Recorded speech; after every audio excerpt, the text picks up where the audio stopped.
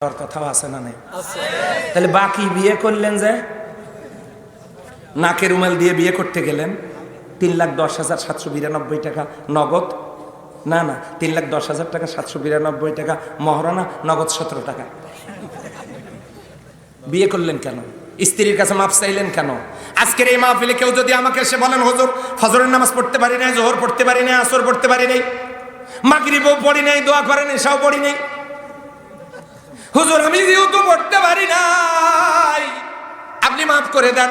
আচ্ছা নামাজ পড়েন নাই আপনি, আমি কি মাফ করার অধিকার রাখি? তাহলে নামাজ কার?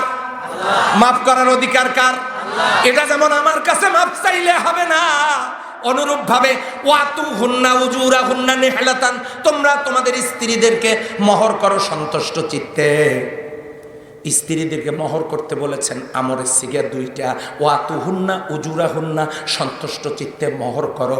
স্ত্রীদেরকে মোহর করতে বলেছেন, তার মানে স্ত্রীরা এটা মাফ করার অধিকার রাখেন না, আপনি মাপ চাওয়ারও অধিকার রাখেন না। তার মানে স্ত্রীদেরকে খুশি করে মোহর দেওয়ার নাম আল্লাহর হক, এটা আল্লাহ মাফ করবেন না, এটা স্ত্রীর হক, স্ত্রীর মাফ করার কোনো অধিকার নাই।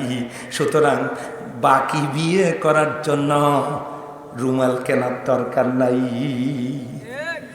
অবিবাহিত ছেলেরা মন খারাপ করলো যে হুজুর একটা আলোচনা চলছিল ওটাও নষ্ট করে দিলেন।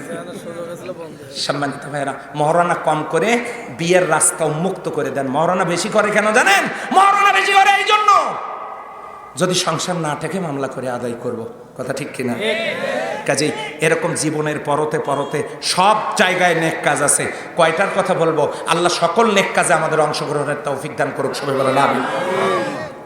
ওয়াতাওয়াসাউ বিল হক, যারা হকের উপদেশ দিয়েছে, হকের কথা বলেছে, হকের সাথে যারা থেকেছে আছে, হকের যারা সঙ্গী তারা ক্ষতিগ্রস্ত হবে না।